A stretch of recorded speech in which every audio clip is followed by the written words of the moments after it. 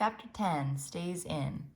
Scoob is so baffled by everything that when Jima tries to continue the jewelry store conversation like she didn't just try to steal from it, he rolls with it. "So, why'd you do it?" she says. "Help people cheat." In truth, Scoob's been so indignant over the fact that he was the only person to get in trouble, despite not actually cheating, he hasn't really given this part much thought. Why did he show Cody how to change the score? It's not like Scoob didn't know exactly what Cody was planning to do. But could Scoob have said no? He guesses he could have, technically, but Cody is one of the most popular guys in school. Scoob has to admit he enjoyed all the smiles and head nods and fist bumps he got from his classmates during those 2 weeks. He felt cool, appreciated, something he certainly didn't feel at home. "I mean, it was nice feeling like people liked me again," he says. "After that fight with Bryce, it's almost like everybody was scared to get too close, like they thought I'd go all Bruce Leroy on someone at any moment."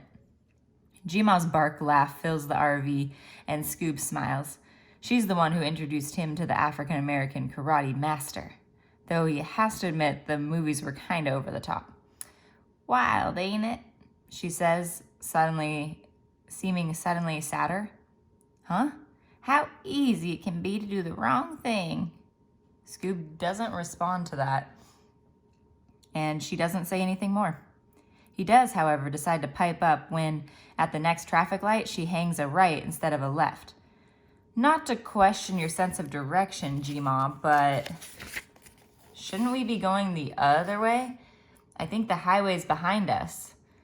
To Scoob's surprise, Jima sighs more heavily than he's ever heard her sigh before, and when she turns to him, her eyes are all mopey and full of sadness, which makes Scoob feel terrible. His throat gets tight and he looks out the window. "I just miss him, Scoob-a-doob," Jima says with a creak in her voice like the rusted hinge of the old tool shed in her backyard he was never supposed to play in but did all the time. "I miss him so darn much, and there's so many things I didn't do right." She eases to a stop at a red light and rotates her cotton-topped head in Scoob's direction. "Think you can indulge your old Jima in a little nostalgia?"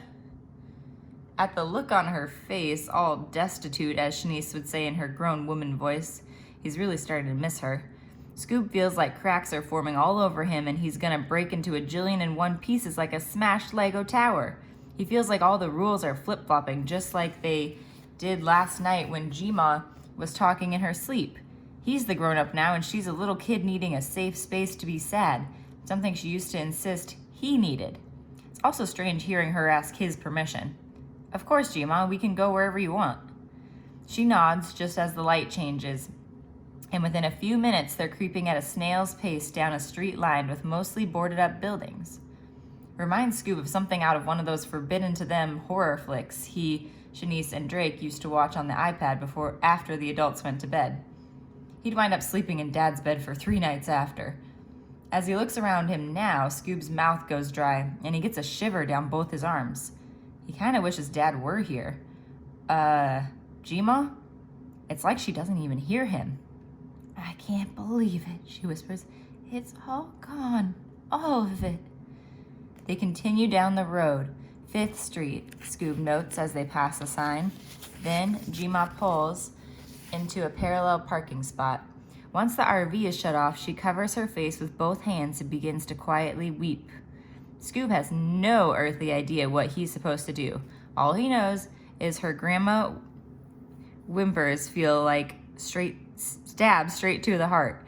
And as much as he hates himself for it, Scoob starts to feel mad at her for not telling him where they are or where they're going, for bringing him here to this weird ghost town place with no explanation, for breaking down this way and putting him in this uncomfortable position.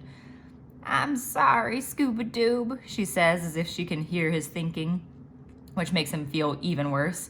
"This place, this street." She crumples into whimpery sobs again.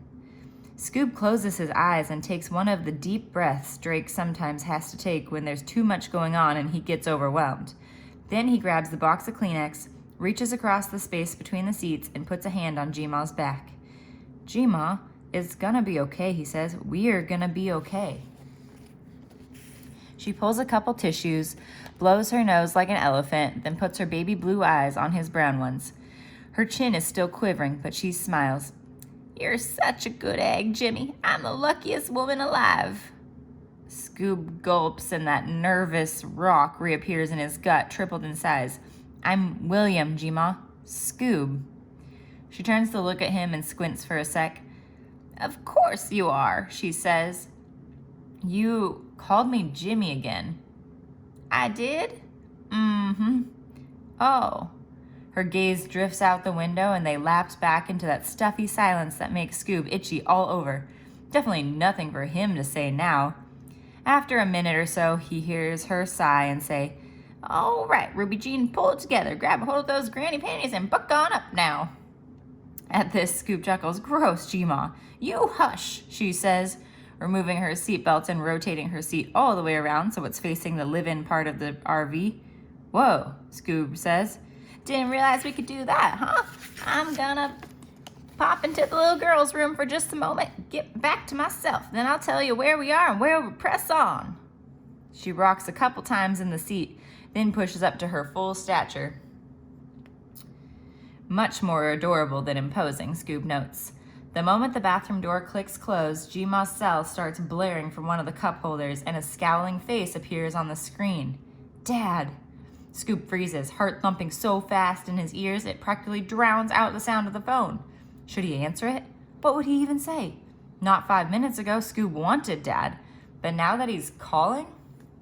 What if Scoob answers and Dad starts going off the way he does? The ringing stops and Scoob exhales. But then it starts up again. "Who's that?" Jima says, materializing, it seems, at Scoob's shoulder and reaching for the vibrating device. She startles him so bad he instantly needs to go to the bathroom. The phone stops ringing as she brings it closer to her face to read the caller ID, then immediately starts again. "Oh, that old sourpuss," she says. The phone goes silent, but Scoob has a hunch it's just gonna ring again. "Maybe you should answer," he says, hardly believing the words are leaving his mouth. That's the 3rd time he's called in a row. And then there's all those times he called yesterday. Why is Jima acting so funny when it comes to Dad? And why is Scoob going all sweaty in the armpits? "So he can poo on our party?" Jima says. "Nuh-uh." She shakes her head. "No how, no way, no sir. We're on a mission, Scoob-a-doob." Scoob feels like his heart is getting bigger with each beat and will eventually explode from his chest as he watches her gnarled index finger hold the button on the side of the phone to shut it all the way off. She returns it to the cup holder. "I gotta pee," he blurts. "Well, get a move on, silly Billy." Jima checks her watch, then pulls the treasure box from his bag and sets it on the dining booth table. Lifts the lid and reaches into her pocket. Looks up at him. "Well, what you waiting for?" "Oh." As he scrambles up from his seat, she pulls a gold necklace with a small pendant from somewhere within the depths of the lacquered box and lays it neatly to the side. As Scoob passes, a pair of diamond earrings appear on the table as well. Pinkish ones. Eerily similar to the ones he last saw on the jewelry store counter after Jima removed them from her ears. It's nothing short of a miracle that the pee actually stays in. Chapter 11, a not good feeling. While Scoob's in the bathroom, it occurs to him how odd it is that Jima just went into his bag without permission. That's unlike her. Yes, it's her treasure box and she can do as she pleases with it, but Jima's usually all about respecting Scoob's agency. In fact, her house was the one place where he was allowed to close his door. He knows it shouldn't be a big deal, but this just feels like another brick added to the pile of changes he feels like he'll eventually be crushed beneath. In this moment, he misses his old life. He's only been gone a couple days, but he'd give anything to catch a whiff of the flowery perfume Shanice started wearing at the beginning of the year, or hear one of Drake's corny jokes. He even misses Dad's rumbly laugh, which he hasn't heard very often in the past few months, but still. Why does everything feel so off? "I want to show you one more thing before we get back on the road," Jima says, snatching Scoob out of his thoughts, which may not be such a bad thing. She spins on her sneaks and takes the 3 steps to the door with something green clutched in her hand.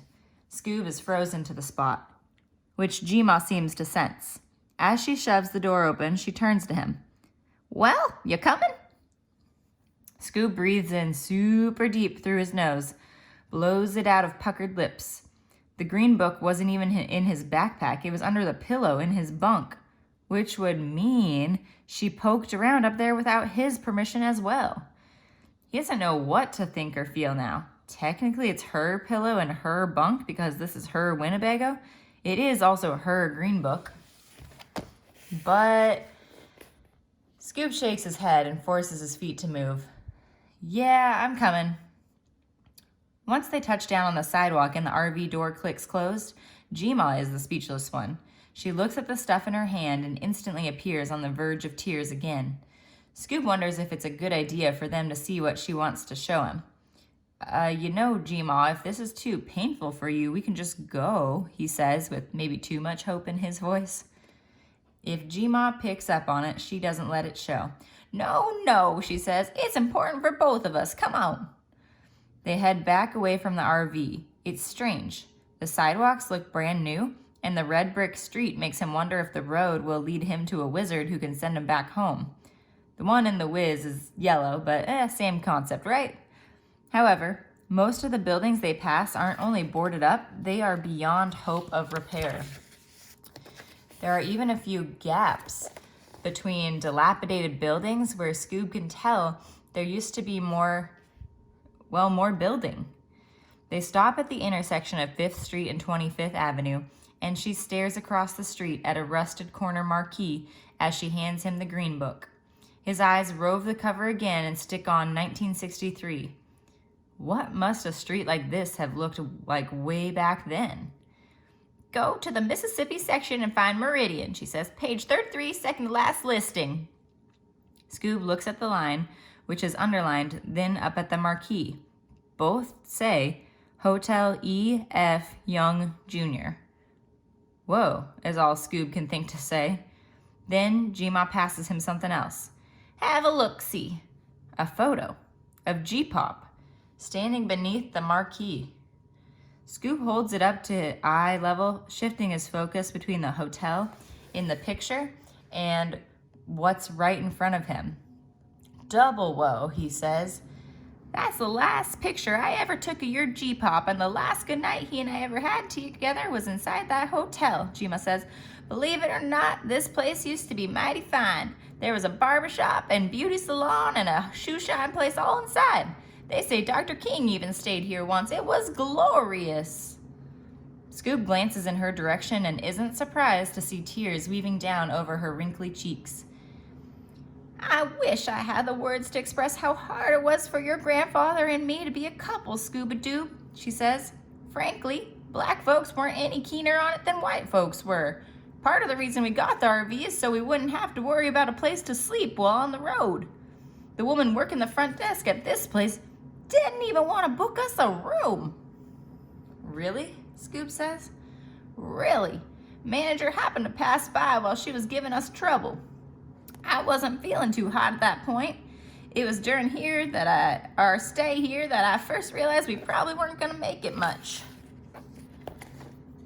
further on our trip, and I think he could tell we needed the kindness. What was wrong with you? Scoob asks. Jima shakes her head, sighs. We'll get there, Scooby-Doo, we'll get there. And she turns to head back to the RV. Scoob might have made it back to center, more concerned with Jima's sadness than his own unease, if he hadn't caught sight of the Tennessee license plate on the rear bumper of the RV again. This time, the uneasiness is impossible to shake. Even once they're inside and their seatbelts are fastened and the engine is cranked. Even when Jima says, Scooby-Doo, not to get all sappy on ya, but it means the world to me that we made this pit stop. It's like closing a door almost. Scoob gives a vague nod and grunt and bites his thumbnail. Wishes he'd thought to grab his map so he could add a drawing of the marquee over Meridian just for something to do. She keeps going. Last time I was here was the beginning of the end of a journey, but this time feels like the end of the beginning. You know what I mean? Not really, he says, too mentally exhausted to lie. That's all right, she nods. You'll understand soon enough. What the heck is that supposed to mean? We're gonna make it this time, Scuba-Doob, Jima continues, all the way to Juarez. It's what your G-Pop would want. I just know it. Scoob squints, remembers the green book he's still holding and the fact that there's an international section in the back. He saw it while flipping through an Alabama night before last. Tourist camp. Jardín Fronterizo is circled in the Mexico section on page 80. You'll help me, right? She glances at him briefly just as the traffic light they're approaching goes green, which feels all the way wrong considering how much Scoob wants to stop. If something happens and I need your help, you'll do as I say and you'll help me, right, kiddo? Scoob gulps, tries to swallow down the words he doesn't want to say forming in his throat, but it's no use. She's his Jima. Of course, I'll help you, he says, doing the exact thing that got him wrangled into the cheating scandal. Good, she says, 'cause I've got a good feeling. All Scoob can do is sigh. Why is it so hard just to say no when he's got a not good feeling?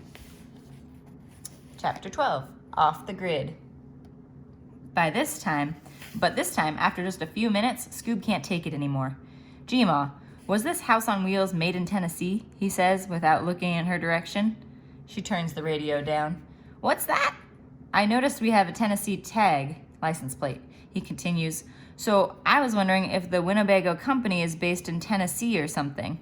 He faces his window and clenches his jaw. Not the least bit smooth. And Jima doesn't reply.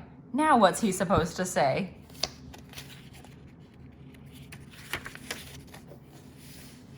His eyes shift and latch onto her powered down cell. You mind if I use your phone? Depends on who you want to call. And she winks. Probably shouldn't call Dad then. She'll be able to see it on the call log and might get mad or something, and who knows what she'll do then. Just want to holler at Shanice, see what she's up to. Shanice, huh? Yeah, no response. I kind of miss her, he adds, upping the mushy factor. Grandmas can't resist that, right? She pulls her focus from the road to look at him suspiciously. Then she smiles. That'll be fine. With relief tingling at his fingertips, Scoob grabs the thing and unbuckles his seatbelt. Where are you going? She says. Oh, I could use a little privacy if you don't mind. She shakes her head, which makes Scoob feel like a helium balloon is expanding in his throat. He knows if he tries to respond, either his voice will crack or all that'll come out is a squeak. No can do, kiddo, she says. Not safe for you to walk around back there while we're in motion. You want to call Shanice? Gotta do it right where you're sitting, with your seatbelt fastened. Oh, Scoob could bring up all the times he's already walked around back there while they're in motion. He very specifically recalls being asked to grab a grandma protein shake not too long after they began their journey, but he doesn't want to push it. Guess he won't be telling Shanice about everything going on and how weird and uncomfortable it makes him feel. But he certainly can't not make the phone call now. He makes sure the ringer switch on the side is set to silent before hitting the power button. Doesn't want her snatching it from his hand if the message notification happens to chime. And it's a good thing he does because there are 3 new voicemails, all from Dad. Scoob knows it's a risk, but instead of actually calling Shanice, he makes a show of dialing the number in case Jima is sneaking glances in his direction. Then taps to switch over and listen to a voice message instead. He puts the phone to his ear and smiles at Jima, feeling guilty as sin, as she would say. Then Dad's voice comes pouring out of the ear speaker. Mama, I don't know where you are and William are, or why you're not answering my calls, or if you even still have this phone, but I need you to call me back immediately. Some authorities came by here and they're saying you... Mama, I need you to call back now, please. Click. For a second, Scoob sits frozen. The phone attached to his face as if glued there. He blinks and blinks. You all right over there, Jimmy? Comes Jima's voice slicing through the block of ice Scoob feels trapped in. Yeah, he says. Shanice isn't answering. I'm gonna leave but he catches himself because if he says voicemail, it might tip her off. He quickly pulls the phone down and taps to delete the message he just listened to. I'll try her again later, he says. Alrighty. And, I'm William, Jima. Mm-hmm, sure are, Jima replies. And she holds out her hand for the phone. Scoob takes what he hopes is a not obvious deep breath. He knows what he needs to do, and that it's now or never. You mind if I call my dad too, Jima? I'd like to check in with him, make sure he's doing okay at home without me and all that. Maybe later, she says. You know how he is. Can't have him spoiling our good time now, can we? Scoob grips the phone a little tighter. Guess not. Now hand it over. Except now he's got a real problem, because if she were to check the call log, it would be clear that Scoob lied to her. He never actually placed the call to Shanice's number. So as much as he wants to leave it on so he can snatch it up and answer the next time Dad calls, why he isn't calling now, Scoob shuts the thing off. Then he lays it against her outstretched palm. When she pushes the button that usually makes the screen light up and nothing happens, her eyes narrow just the teeniest bit. You turned it off? Scoob can hardly breathe now. Yeah, it was off when I picked it up, so I figured... He doesn't have a clue how to finish that sentence, which turns out to be fine. After a second, Jima nods. Good, she says. She drops the phone into the small storage space on the driver's side door where Scoob can't reach it. You and I are going off the grid.